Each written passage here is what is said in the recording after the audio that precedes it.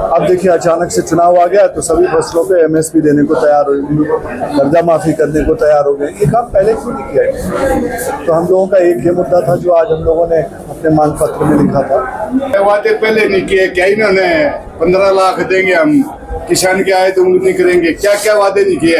एक भी वादा बता दो जो अगर कोई बीजेपी सरकार ने आज तक पूरा किया हो। जो ये ट्रैक्टर यात्रा थी, पद यात्रा का रूप वैसे आपने कहा था, तो इसका क्या मुख्य मकसद था और लगभग कितने ट्रैक्टर इसमें सम्मिलित हुए थे? कहाँ से कहाँ तक? इसका जवाब हमारे आज के चीफ गेस्ट अखिलेश शुक्ला जी देंगे। पहले तो नमस्कार, अभिनंदन आप सभी लोगों को। आप लोगों ने जो आज सहयोग दिया है उसके लिए मैं ऑल इंडिया किसान कांग्रेस सभी आपका ऋणी रहेंगे। आपने सवाल पूछा कि आज जो ये यात्रा निकाली गई थी इसमें कितने ट्रैक्टर थे। जहाँ तक मुझे लगता है 500-600 ट्रैक्टर हमारे साथ चल रहे थे। हम लोगों को गांव से बहुत मोहब्बत मिला है लोगों से।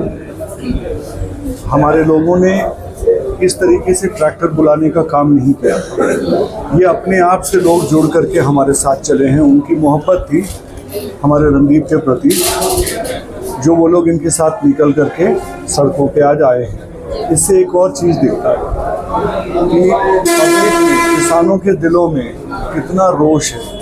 उनके साथ जो अन्याय इस सरकार ने किया है, चाहे वो राज्य सरकार हो चाहे केंद्र सरकार हो, वो सारा रोष इस यात्रा में सम्मिलित होकर के और हम लोगों को अपना आशीर्वाद देकर के उन्होंने प्रदर्शित किया है।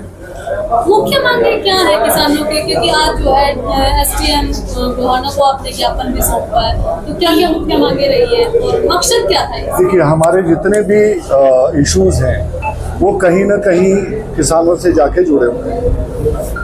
आप ये देखिए, ये सरकार चाहे राज्य सरकार हो, देश की सरकार हो, एमएसपी को भी लेके ये लोग झूठ बोलते रहे। एमएसपी पे भी इन्होंने वो सारे नाटक रचे हैं जिससे कि किसान गुमराह रहे। दूसरा, मैं तो नहीं पसंद करूंगा कि मैं नौकरी में रहूं और मेरा बेटा रिटायर हो जाए। और अग्निवीर ने जो काम किया है इस देश में, नौजवानों के साथ जो धोखा किया है और किसानों के बच्चों के साथ जो अन्याय किया है, वो ये देश माफ नहीं करेगा, इन्हें वापस लेना पड़ेगा। तो आपने किसानों की मांगों के साथ साथ एक अग्निवीर स्कीम योजना को खत्म करने वाली मांग और जोड़ दी। बिल्कुल बिल्कुल बिल्कुल, वो हम लोगों ने इसी सब किसानों के इर्द गिर्द घूमते हुए जो हमारे सवाल थे वो हमने एसडीएम साहब को मुख्यमंत्री के नाम से दिया है। सरकार ने कुछ फसलों पर एमएसपी घोषित किया है, उसको किस नजर से देखते हैं? सर देखिए, आप बदलुओं के माध्यम से मैं कहना चाहूँगा कि उनको देने का जो समय था वो उन्होंने गंवा दिया। अब चुनाव जब दहलीज पे खड़ा है तो उन्होंने ये सारी मांगे पूरा करने का काम किया है, जो कि झूठा है। और वो अभी उन्होंने वादा जरूर कर दिया है, यही चुनाव में फिर इन्हें वोट दे दो तो फिर धोखा देंगे किसानों को। करे वादे तो एक भी बता दो। लगातार सरकार किसानों को खुश करने का प्रयास कर रही है, घोषणाएं कर रही है, उनके लिए लगातार कुछ न कुछ स्कीमें लेकर के आ रही है। भाई देखो, पहले सबको राम राम। भाई सुनो, ऐसा कुछ भी नहीं है। जो पढ़ा लिखा इंसान था ना, बच्चे थे जो बीजेपी के साथ जुड़े हुए थे, वो सब समझ चुके हैं आगे भैया झूठे वादे करे हैं, जुमलेबाजी कर रहे हैं। किसान को इन्होंने मारने का काम किया। सुन लो, किसान एक अन्नदाता है, भगवान, वो आतंकवादी नहीं है जो इस पर गोली चलाओ हो, तुम लठ मारो हो, किले ठोकरे हो।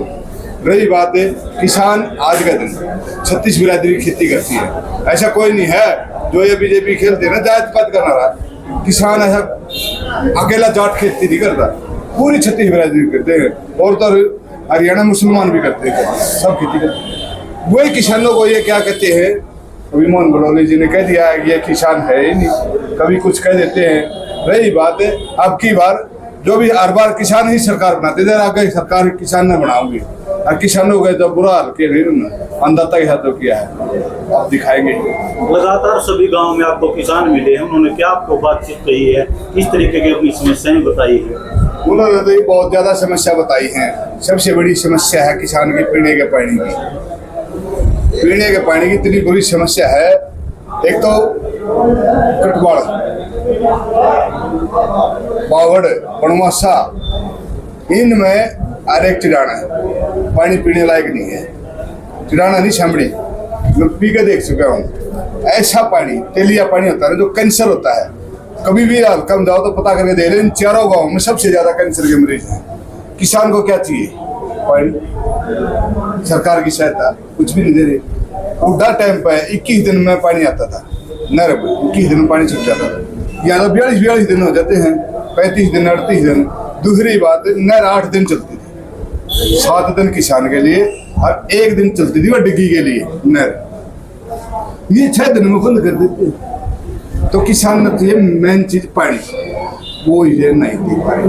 भाई ये ट्रैक्टर यात्रा निकाली थी, कहाँ से शुरू हुई थी और ज्ञापन दिया है, इसमें मुख्य रूप से मांगे क्या?